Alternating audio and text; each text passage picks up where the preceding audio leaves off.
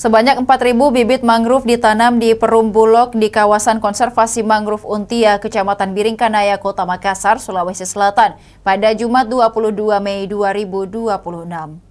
Penanaman itu menjadi komitmen tanggung jawab sosial dan lingkungan melalui program Bulog Peduli Konservasi Hijauan Pesisir Pantai. Program ini dilaksanakan bekerjasama dengan Panitia Pelaksana Tudang Sipulung Nasional Alumni Smada Makassar 2026 sebagai bagian dari upaya bersama menjaga kelestarian ekosistem laut dan pesisir secara berkelanjutan. Dalam penanaman itu terlihat Wakil Direktur Utama Perum Bulog Maijen TNI Purnawirawan Marga Taufik dan Wali Kota Makassar Munafri Arifudin yang dimana keduanya merupakan alumni Smada Makassar.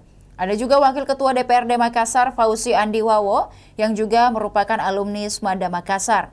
Terlihat juga pimpinan wilayah Perum Bulog Kanwil Sulselbar, Farurosi dan Wapimwil Bulog Sulselbar Karbila Hasmin Marunta. Mereka terlihat berjalan di atas lampu saat air laut sedang pasang. Bibit mangrove berjejer dan siap untuk ditanam di pesisir pantai, siap untuk ditanam. Mangrove memiliki peran penting dalam menjaga keseimbangan ekosistem pesisir. Akar mangrove yang kuat mampu menahan laju erosi, memperkuat struktur tanah, serta menjadi habitat bagi berbagai biota laut.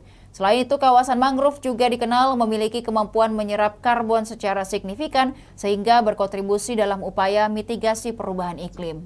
Demikian Tribun Timur Hot News kali ini. Saksikan berita menarik lainnya hanya di kanal YouTube dan Facebook Tribun Timur. Download Tribun X sekarang. Menghadirkan lokal menjadi Indonesia.